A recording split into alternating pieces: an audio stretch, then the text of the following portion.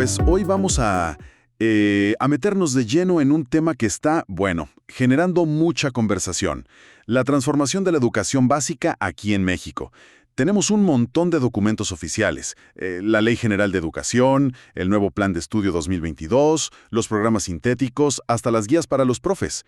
Vaya, bastante material. Nuestra idea es, pues, desempacar qué hay detrás de esta llamada nueva escuela mexicana. O sea, qué busca realmente, cómo se organiza todo esto y qué significa para los estudiantes, para los docentes, para las familias, la comunidad.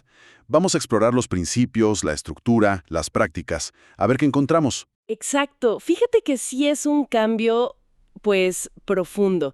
Busca responder a las muchas realidades de México, ¿no? Poniendo el foco, como dices, en la comunidad, mucho en la inclusión y en una formación, pues, más integral y también más crítica. Vamos a analizar cómo estos documentos proponen darle esa nueva dirección al sistema educativo. Perfecto. Pues empecemos por el corazón del asunto, ¿no? La filosofía de esta nueva escuela mexicana.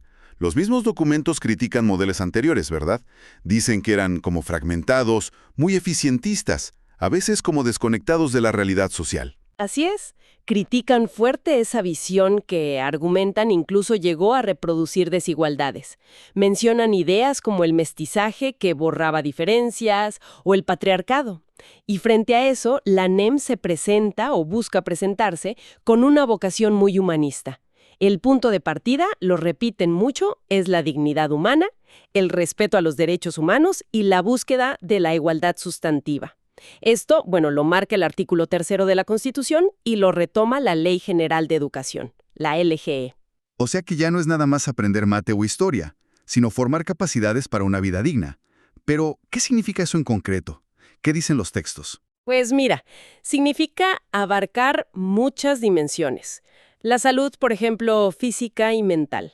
El desarrollo del pensamiento crítico, fundamental.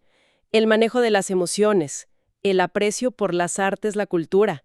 No es solo, digamos, acumular información, sino desarrollar herramientas para vivir mejor y, muy importante, para ejercer los derechos humanos en el día a día. Los textos insisten mucho en que los estudiantes aprendan a interactuar, a dialogar y a transformar relaciones que vean como injustas o desiguales. Entiendo. Y también noto un énfasis muy fuerte en la diversidad cultural de México, ¿cierto? Fundamental. Ese es un pilar. Se parte del reconocimiento explícito de que México es un país pluricultural y plurilingüe. Y esto no es solo un dato demográfico, es un principio que debe guiar la educación. Se busca activamente combatir la discriminación, la exclusión, la LGEE es muy clara en eso, valorando toda la riqueza de saberes, de lenguas, de culturas, especialmente las de los pueblos originarios y afromexicanos. Y aquí es donde entra un concepto clave, la interculturalidad crítica. A ver, interculturalidad crítica, ¿qué tiene de diferente? ¿No basta con decir que somos diversos? Es que la diferencia es crucial.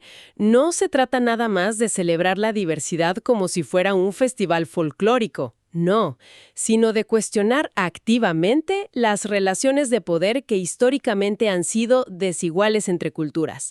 Implica reconocer cómo ciertas visiones, casi siempre las dominantes, pues han invisibilizado o de plano subordinado otros saberes, otras formas de ver el mundo.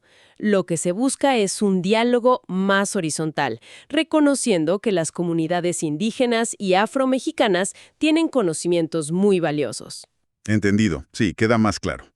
Ahora, ¿cómo llevamos esta filosofía a la estructura del plan de estudios? Porque parece que hay un cambio grande ahí, ¿no? Se dejan atrás las asignaturas como las conocíamos. Ahora se habla de campos formativos y ejes articuladores. Suena interesante, pero un poco abstracto. Sí, es uno de los cambios más notorios en la estructura.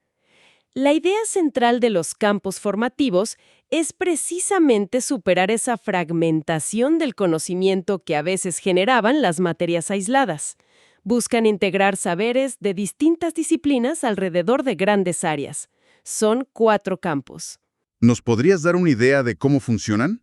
Quizá con algún ejemplo para que se entienda mejor. Claro, mira. Por ejemplo, el campo de lenguajes.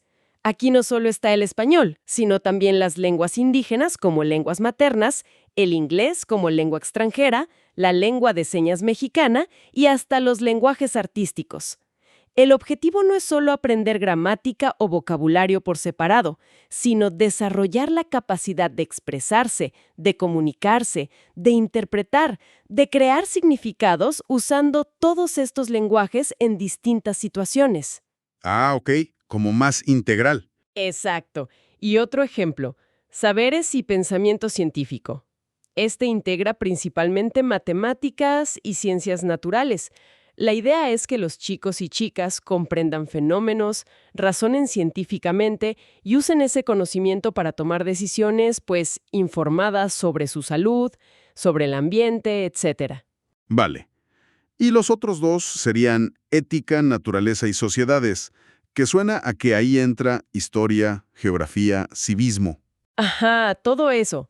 Y de lo humano y lo comunitario, que parece más enfocado al desarrollo personal, social, las emociones, el cuerpo, la convivencia. Justamente. Y para que estos campos no se vuelvan a aislar como si fueran nuevas materias, están los ejes articuladores. Son 7 temas clave que deben, digamos, atravesar el trabajo en todos los campos. ¿Cómo que atravesar? ¿Cómo funcionan en la práctica? ¿Son como unos lentes que te pones para ver todo? Podría ser una buena analogía. Son como enfoques que conectan los saberes con problemas importantes de la realidad y les dan una orientación, pues, ética y crítica. Por ejemplo, el eje de inclusión, pues busca que se atienda la diversidad real que hay en cada aula. El de igualdad de género, que se promuevan relaciones más justas entre hombres y mujeres. El de interculturalidad crítica, que ya mencionamos. El de pensamiento crítico. Ese mero, fomentar el análisis, el cuestionamiento informado. Y así los demás, vida saludable, apropiación de las culturas a través de la lectura y la escritura, y artes y experiencias estéticas.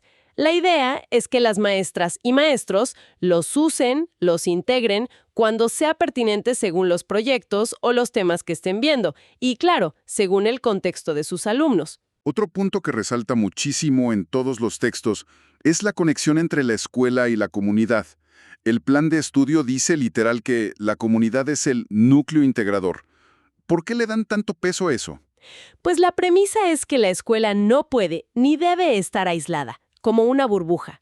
Es parte de un territorio, de una cultura local, de una red de relaciones sociales. La NEM busca que lo que se aprende en la escuela tenga sentido en el contexto real donde viven los estudiantes, que los saberes de la comunidad dialoguen con los conocimientos, digamos, más universales, y que la escuela misma participe, que contribuya a mejorar o a transformar su entorno cercano.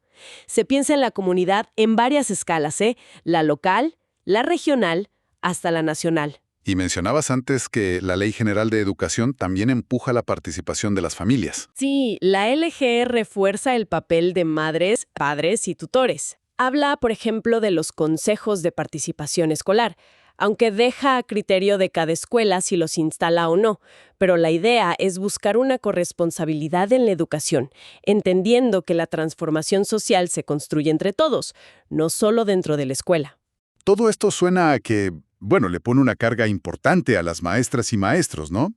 Y justo por eso, quizá, otro concepto que se repite mucho es el de autonomía profesional. ¿Qué significa realmente esa autonomía en este marco de la NEM? Significa, y esto es bien importante, un cambio en cómo se ve al docente. Se les reconoce, tanto en la Constitución como en el plan de estudio, como agentes fundamentales del proceso educativo y de la transformación social. O sea, se les ve como profesionales capaces de reflexionar y de tomar decisiones pedagógicas clave.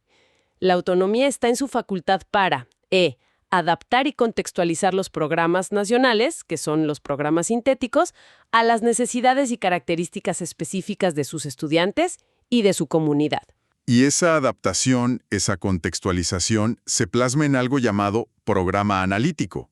Es nomás el plan de clases de siempre, pero con otro nombre. Es bastante más que eso, o al menos esa es la intención. Se piensa como un proceso de codiseño curricular. Lo hacen los docentes, idealmente juntos, en colectivo. Tiene como varias fases, o planos, como les llaman. Primero, hacen una lectura de la realidad, o sea, un diagnóstico bien a fondo del contexto de la escuela, de la comunidad, qué saben los niños, qué desafíos hay. Entiendo. Empezar por ver dónde están parados. ¿Y luego? Luego viene la contextualización.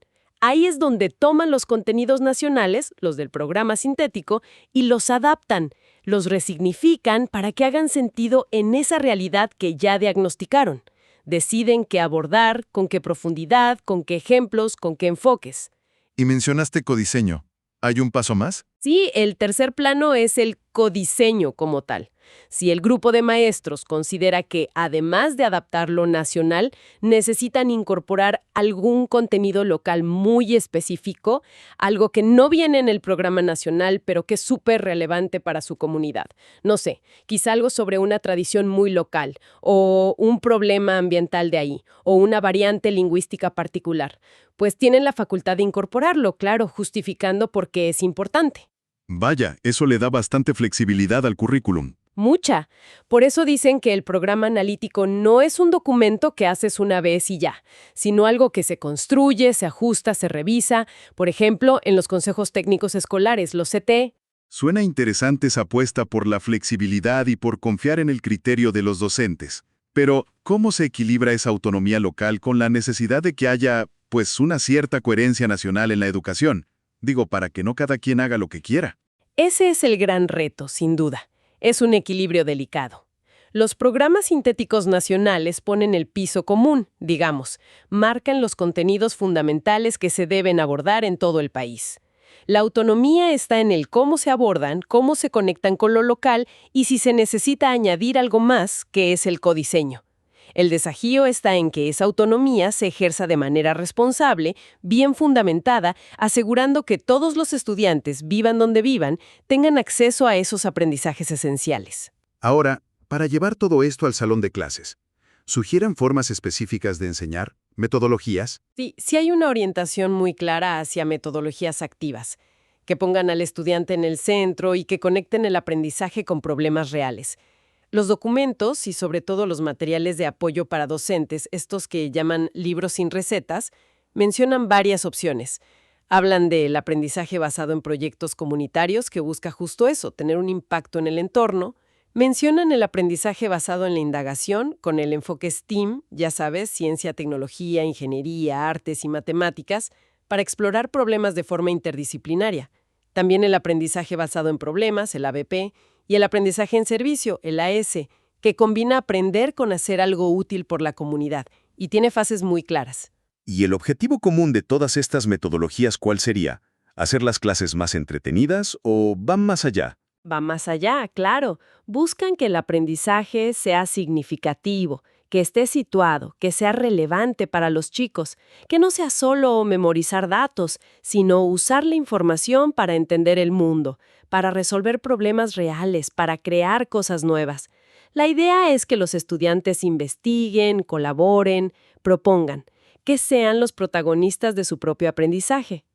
Y llegamos al último punto clave, la evaluación. Aquí también parece haber un giro importante. Se insiste muchísimo en la evaluación formativa. ¿Cómo se diferencia de la calificación de toda la vida? Esa es una distinción crucial en la NEM, o que se busca que sea crucial. Intentan separar conceptualmente y en la práctica la evaluación formativa de la calificación. A ver, la evaluación formativa no tiene como fin poner una nota. Su objetivo es acompañar el proceso de aprendizaje. Se trata de observar cómo aprenden los estudiantes, hablar con ellos, darles retroalimentación que les sirva para entender dónde van bien y dónde necesitan mejorar. Y que ellos mismos reflexionen sobre cómo van avanzando. Se usan muchas herramientas: la observación, el diálogo, revisar trabajos, la autoevaluación, la coevaluación entre compañeros. Pero las calificaciones, las boletas con números o letras, ¿esas siguen existiendo o no? Sí, claro que sí. La calificación sigue siendo necesaria para fines administrativos del sistema, para acreditar un grado, para pasar de nivel. El sistema escolar lo necesita. Lo que la NEM enfatiza mucho es que esa calificación, que a menudo es un número o una letra al final de un periodo, no debe confundirse con todo el proceso, mucho más rico y continuo, de la evaluación formativa. La formativa es para aprender. La calificación es, en buena medida, un requisito del sistema. El riesgo, claro, es que la presión por la calificación acabe opacando el sentido pedagógico de la evaluación. Entendido, sí. Entonces, si intentáramos resumir la esencia de esta nueva escuela mexicana en pocas palabras, ¿qué diríamos? Todo el sistema educativo hacia una formación más humanista, más crítica y más intercultural. Quiere formar ciudadanos que sean conscientes de su realidad, que estén conectados con su comunidad, que sepan valorar la diversidad y que puedan participar en construir una sociedad más justa. Y para lograr eso, le apuesta fuerte a revalorizar el papel del maestro, dándole más autonomía profesional, y a vincular muy estrechamente la escuela con la vida de la comunidad. Exactamente. Es un cambio de paradigma importante. Intenta superar o dice que intenta superar inercias de modelos pasados. La fragmentación del saber, el enfoque solo en la eficiencia, la reproducción de desigualdades.